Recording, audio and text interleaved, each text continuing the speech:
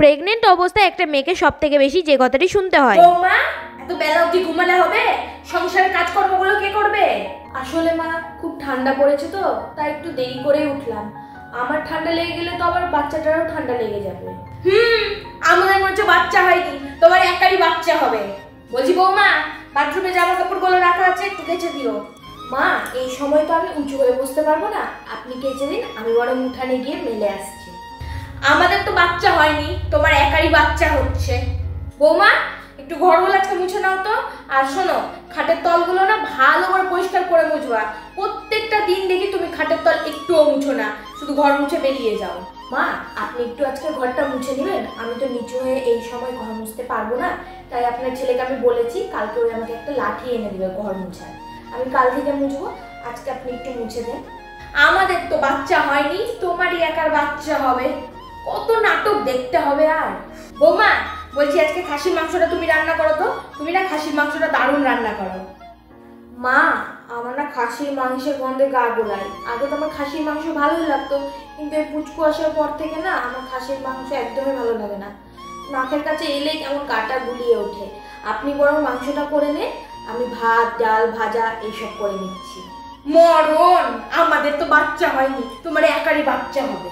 বৌমা একটু চা করো তো, আর সাথে একটু মুড়িও মাখিও চানাচুর দিয়ে, টিভি দেখতে দেখতে খাবো।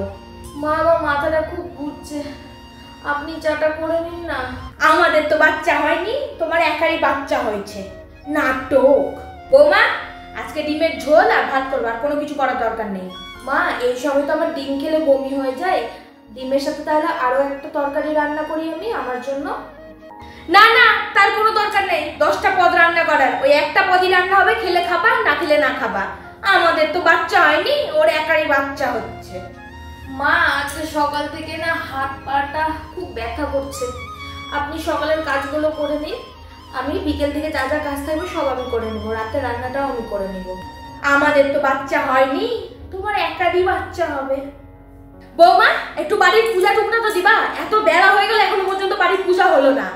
মা পেটটা না খুব ব্যথা করছে, একটু পেট ব্যথাটা কমুক, তারপর আমি পূজা করে নেব।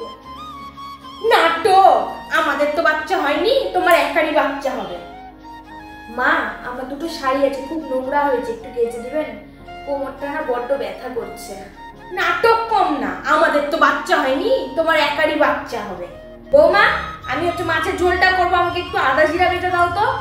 মা আপনি জানেন না এই সময় শিলপাটায় বাটাবাটি করতে নেই, শিলপাটায় বাটাবাটি করলে তোমার পেটে চাপ পড়বে, আর আমার পেটে চাপ পড়লে তো আমার পুচকুর কষ্ট হবে।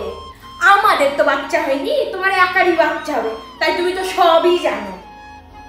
প্রেগনেন্ট অবস্থায় কে কে এই সিচুয়েশন পার করছো বা পার করেছো তারা অবশ্যই আমাকে কমেন্ট করে জানাবে। আমার মনে হয় প্রত্যেকটা প্রেগনেন্ট মেয়েকে এই কথাটি শুনতে হয়েছে। যারা নতুন মা হতে চলেছো তারা সবাই সুস্থ থেকো, সাবধানে থেকো।